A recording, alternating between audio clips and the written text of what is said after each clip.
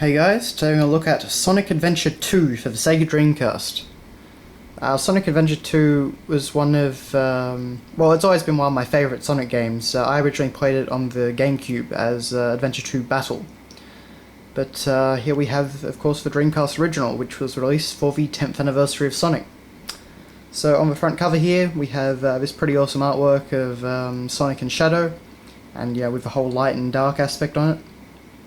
That was something they pushed quite a bit for Sonic Adventure 2. You have the hero story and you have the villain story basically. And on the back here, Sonic Adventure 2, just written in plain text there. We actually have save the world or conquer it. Not exactly true, but there are two different storylines. So, mistaken for a dark villainous hedgehog and kidnapped by a military squad, Sonic must escape his captors and discover who is responsible for his troubles. With 6 playable characters, all new moves, and more than 30 stages, Sonic Adventure 2 breaks new ground, allowing the players to save the world or conquer it.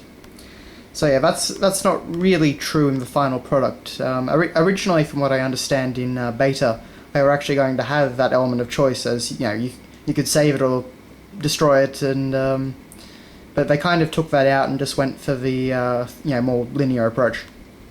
That concept would actually resurface in Shadow of the Hedgehog, but the less said about that, the better.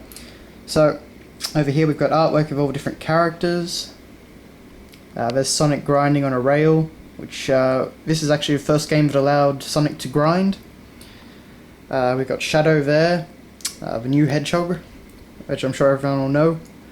It's never ceases to amaze me in the opening cutscenes of this game how everyone mistakes Shadow for Sonic. Everyone in Sonic's world, I guess, is colorblind, but anyway. But another exciting feature this had, which you can see there, is we had multiplayer. And you had speed races, so you could race, in traditional Sonic style. It's kind of like Sonic 2, actually. But you also had other things, like you had kart racing, and I think you also had a few Chow mini games and that sort of thing. So, yeah. Moving on.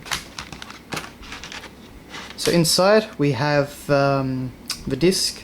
So we've got a blue background, and once again we've got the whole light dark thing. It looks really cool the way they've done it, though everything's really shiny, and the colour contrast is really well done. And then behind the disc we actually have Sonic 10th anniversary.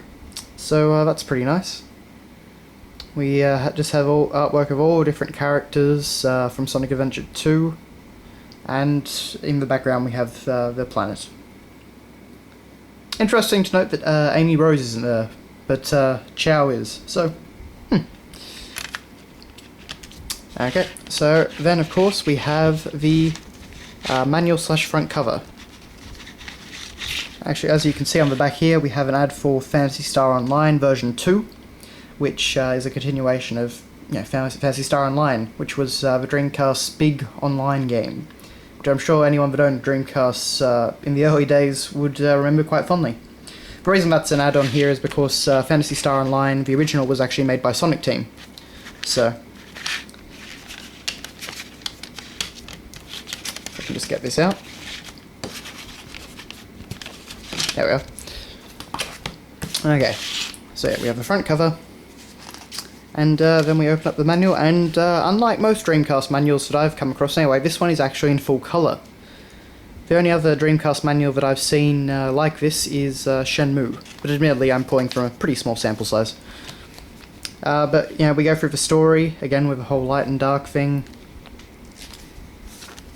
Controls, there's tons of artwork of Sonic and friends in this, and it's all really good. We go through all the different abilities for Sonic and Shadow, Tails and Dr. Eggman, and Knuckles and Rouge. We also go through some other minor characters like Amy, Maria and Gerald, Robotnik. Nice touch there with Robotnik. And yeah, we've got artwork for Eggman, and we go through all the different game modes, we go through items and power-ups, and it's a pretty good manual for this age of game. There's plenty of artwork, it's all in full colour. it goes through every aspect of the game in good detail, including the Chow Gardens and all that. Well, so unlike Sonic Adventure, this time you actually could have good or evil Chow, so taking that concept of light and darkness again.